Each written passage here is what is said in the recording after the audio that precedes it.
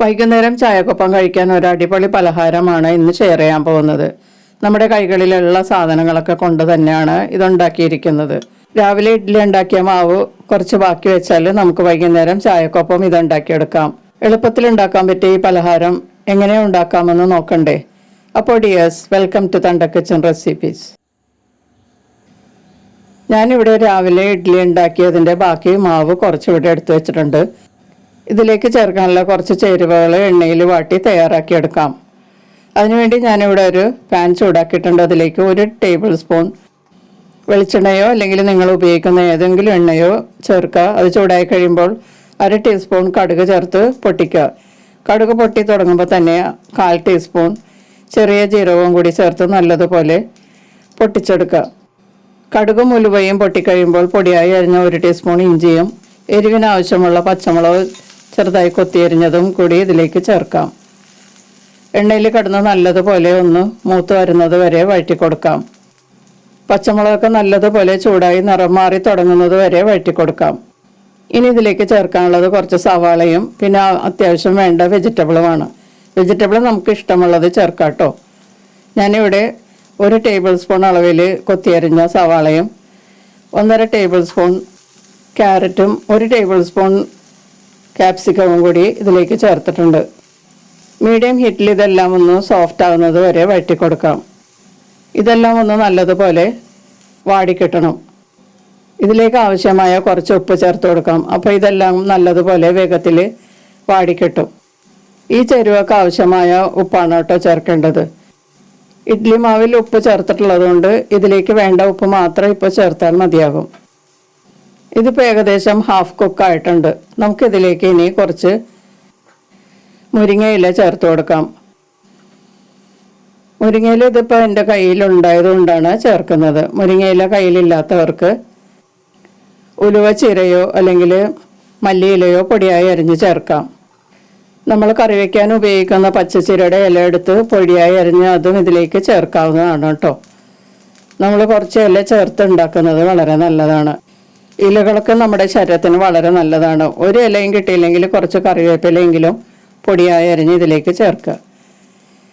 ഇപ്പം ഇതെല്ലാം നന്നായിട്ട് വാടിയിട്ടുണ്ട്. ഇപ്പം ചേർത്ത മുരിങ്ങയിലയും നന്നായിട്ട് ചുരുങ്ങി കുക്കായിട്ടുണ്ട്. ഈ പാകത്തിലാണ് എടുക്കേണ്ടത്. ഇനി നമുക്കിത് മാറ്റി വെച്ചിട്ട് തണുക്കാൻ വെക്കാം. തണുത്തതിന് ശേഷമാണ് നമ്മൾ ഇത് ബാറ്ററിലോട്ട് ചേർക്കുന്നത്. ഇപ്പം ഇത് നന്നായിട്ട് തണുത്തിട്ടുണ്ട്. നമുക്കിത് എടുത്തു വെച്ചിരിക്കുന്ന ഇഡ്ഡലി മാവിലേക്ക് ചേർത്ത് കൊടുക്കാം. ഇതിൽ ചേർത്തിരിക്കുന്ന ക്യാരറ്റൊക്കെ നമ്മുടെ കണ്ണിന് വളരെ നല്ലതാണ്. ക്യാപ്സിക്കം ചേർത്താൽ പ്രത്യേക ഫ്ലേവറും നല്ല ടേസ്റ്റും ആയിരിക്കും. ക്യാപ്സിക്കത്തിൻ്റെ ആ പ്രത്യേക മണവും രുചിയും ഈ ഉണ്ടാക്കുന്ന പലഹാരത്തിന് വളരെ നല്ലതാണ്. അതുകൊണ്ട് ക്യാപ്സിക്കം കയ്യിലുണ്ടെങ്കിൽ ചെറുതായി അരിഞ്ഞ് ഇതിലേക്ക് ചേർക്കുക.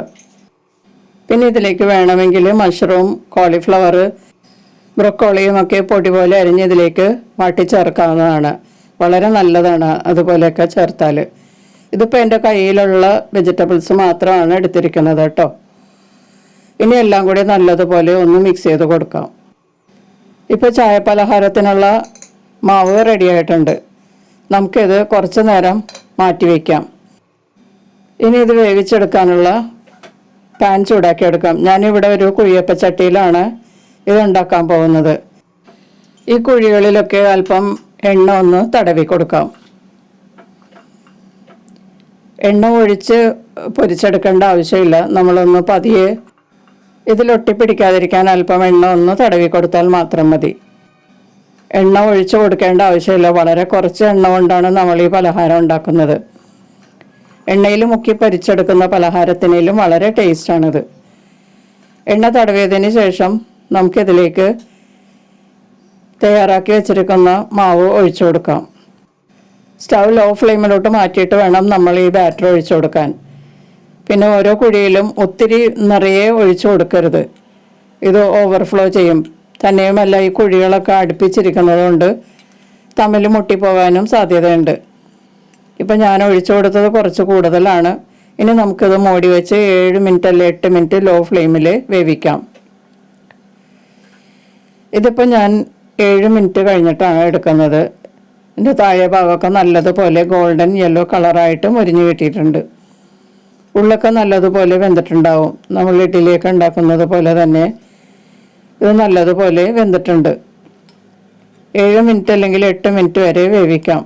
താഴെ കുറച്ചുകൂടി ഡാർക്ക് ആകണമെങ്കിൽ 8 മിനിറ്റ് വരെ വേവിച്ചാൽ മതിയാകും. ഇതിപ്പോൾ കൂടുതൽ ബാറ്റർ ഒഴിച്ചതുകൊണ്ട് തമ്മിൽ ഒട്ടിപ്പിടിച്ചിരിക്കുകയാണ്. നമുക്കിത് പതിയെ ഇതൊന്ന് അടർത്തിയെടുക്കാം. എണ്ണയിൽ മുരിച്ചെടുത്തതുപോലെ തന്നെയാണ് ഇതിരിക്കുന്നത്.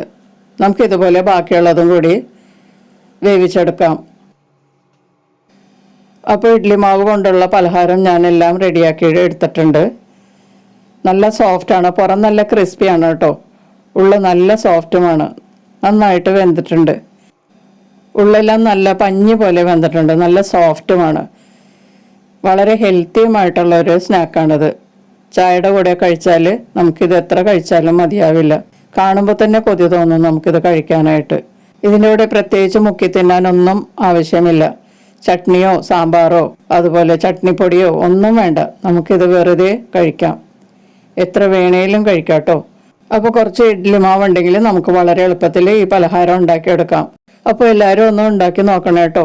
വീഡിയോ ഇഷ്ടമായാൽ ലൈക്ക് ചെയ്യും, നിങ്ങളുടെ ഫ്രണ്ട്സിനൊക്കെ ഒന്ന് ഷെയർ ചെയ്ത് കൊടുക്കുകയും ചെയ്യാം. നമുക്ക് മറ്റൊരു റെസിപ്പിയുമായി വീണ്ടും കാണാം. താങ്ക്